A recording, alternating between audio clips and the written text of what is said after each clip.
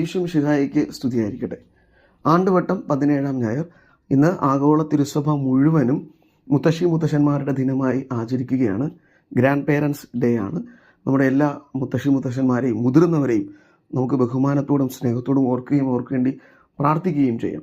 ഇന്ന് നമ്മൾ ധ്യാനിക്കുന്നത് മത്തായിയുടെ വിശുദ്ധ സുവിശേഷം 13-ാം അധ്യായം 44 മുതൽ 52 വരെയുള്ള വാക്യങ്ങളാണ്. യേശുനാഥൻ 2-3 ഉപമകളിലൂടെ, ചെറിയ മനോഹരമായ ഉപമകളിലൂടെ ദൈവരാജ്യത്തെ നമുക്ക് വെളിപ്പെടുത്തി തരികയാണ്. ദൈവരാജ്യം വെളിപ്പെടുത്താൻ അവിടുന്ന് ഉപയോഗിക്കുന്ന ഈ ഉപമകളുടെ അർത്ഥം നമ്മുടെ ഹൃദയത്തെ ക്രിസ്തുവിലേക്ക് കൂടുതൽ അടുപ്പിക്കുന്നതാണ്.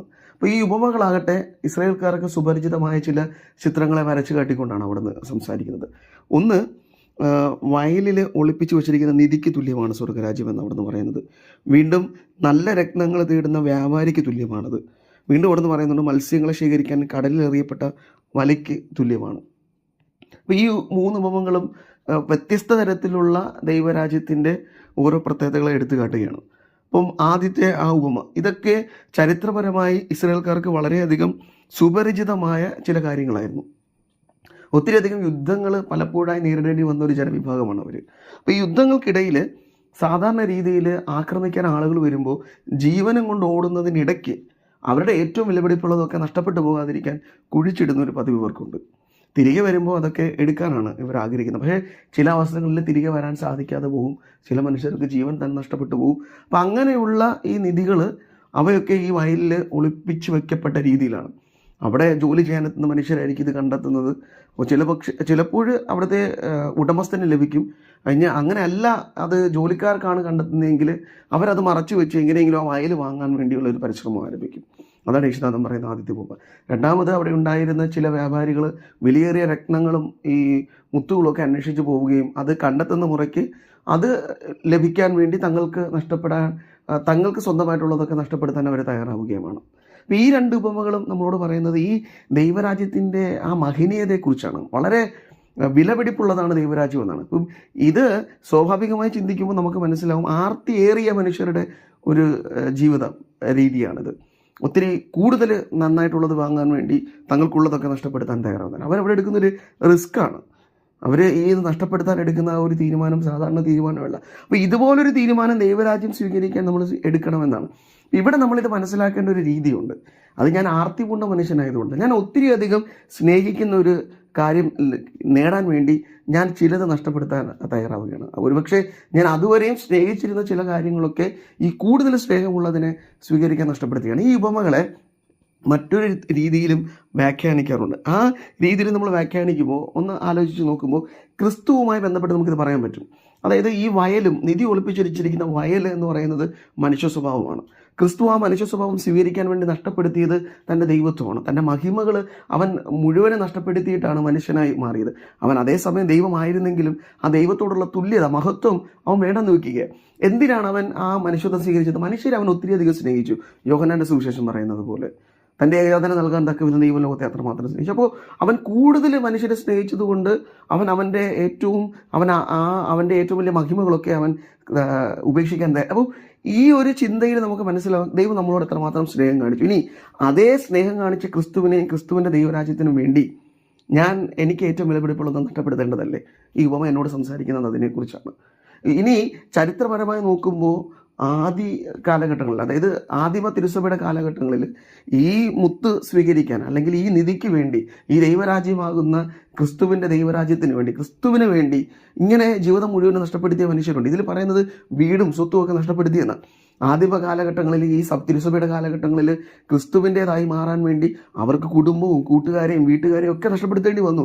രക്തസാക്ഷികളാകേണ്ടി വന്നു. കുടുംബം മുഴുവനും അവരുടെ കൺമുൻപിൽ തീക്കിരയാകുന്നതും അഗ്നിക്കിരയാകുന്നതും വാളിനിരയാകുന്നതും കണ്ടു നിൽക്കേണ്ടി വന്നിട്ടുണ്ട്. പക്ഷേ ആ സ്നേഹത്തെ എല്ലാം കാലം അവർ കവച്ചു വച്ചിരുന്നത് ക്രിസ്തുവിനോടുള്ള സ്നേഹമായിരുന്നു. ഈ ഉപമ എന്നെ പഠിപ്പിക്കുന്നത് അതാണ്. കൂടുതൽ സ്നേഹം ഉള്ള ക്രിസ്തുവിനെ സ്വീകരിക്കാൻ ഞാൻ മനസ്സാണ്. പക്ഷേ ഞാൻ അങ്ങനെ സ്വീകരിക്കാതെ പോയാൽ എനിക്ക് എന്ത് സംഭവിക്കും എന്നുള്ളതാണ്. ക്രിസ്തുവിനെ ഞാൻ സ്വീകരിക്കാൻ നഷ്ടപ്പെട്ടു പോയാൽ ഈ വലയിൽ കുടുങ്ങിയ മത്സ്യങ്ങളെ വേർതിരിക്കുന്നത് പോലെ ഞാൻ ഈ ലോകത്തിൻ്റെതായ കാര്യങ്ങൾക്ക് പ്രാധാന്യം കൊടുത്ത് ക്രിസ്തുവിനെ ഉപേക്ഷിച്ചതുകൊണ്ട് ഞാനും ഉപേക്ഷിക്കപ്പെടും. മലയിലെ ചീത്ത മത്സ്യങ്ങളൊക്കെ ഉപേക്ഷിക്കപ്പെടുന്നത് പോലെ വരാനിരിക്കുന്ന അന്ത്യവിധിയുടെ നാളിൽ ഞാൻ ഉപേക്ഷിക്കപ്പെടും. അപ്പോൾ കൂടുതൽ മൂല്യമുള്ളതിനെ കൂടുതൽ സ്നേഹിക്കാൻ ചിലത് നഷ്ടപ്പെടുത്തണം എന്നുള്ള ഒരു ചിന്ത എനിക്ക് നൽകുന്നുണ്ട്. ഇതിൻ്റെ മൂല്യം ഞാൻ മനസ്സിലാക്കുന്നത് സ്നേഹത്തിൻ്റെ അടിസ്ഥാനത്തിലാണ്. സ്നേഹം കൂടുമ്പോഴാണ് ഞാൻ സ്നേഹിക്കാൻ തയ്യാറാകുന്നത്. ഇത് മനസ്സിലാക്കാൻ ഒരു ചെറിയൊരു സംഭവകഥയുണ്ട്. ഒരു അംഗനവാടിയിൽ ഒരു ടീച്ചർ കുട്ടികളെല്ലാം വളരെ സ്നേഹത്തോടെയാണ് നോക്കിയിരുന്നത്. അപ്പോൾ അതിൽ വളരെ കുസൃതിയായ ഒരു കുട്ടി ഉണ്ടായിരുന്നു. ഒരു 4-5 വയസ്സുള്ള ഒരു ആൺകുട്ടി. അപ്പോൾ ഇവന് ഈ ടീച്ചറിനോട് ഭയങ്കര ഇഷ്ടമുണ്ട്. കാരണം ടീച്ചർ ഈ കുട്ടികളെ വളരെ നന്നായി നോക്കും. ടീച്ചറാണ് ഇവർക്ക് ആഹാരമൊക്കെ വാരി കൊടുക്കുന്നത്, ഇവരെ പഠിപ്പിക്കുന്നത്. ഇവരങ്ങനെ ഉപദ്രവിക്കുന്ന ഒരു ടീച്ചറല്ലായിരുന്നു. കുട്ടികളോട് ഭയങ്കര സ്നേഹമാണ്. ഇടയ്ക്കിടയ്ക്ക് കുട്ടികൾക്ക് മിഠായിയും അങ്ങനെ സ്നേഹമുള്ള ചെറിയ കളിപ്പാട്ടങ്ങളും സമ്മാനങ്ങളൊക്കെ വാങ്ങിക്കൊടുത്തിരുന്ന ഒരു ചെറുപ്പക്കാരിയായ അംഗനവാടി ടീച്ചറാണ്. അധികം പ്രായമൊന്നുമില്ല, വിവാഹമൊന്നും കഴിച്ചിരുന്നില്ല, കാണാനും വളരെ സുന്ദരിയായിരുന്നു. അപ്പം പെട്ടെന്നൊരു ദിവസമാണ് അതിലൊരു വികൃതിയായ ഒരു കുട്ടി, അവൻ ഈ 4 വയസ്സേ ഉള്ളൂ, അവൻ പെട്ടെന്ന് പറയാണ്, ടീച്ചറെ എനിക്ക് ടീച്ചറിനെ കെട്ടണം.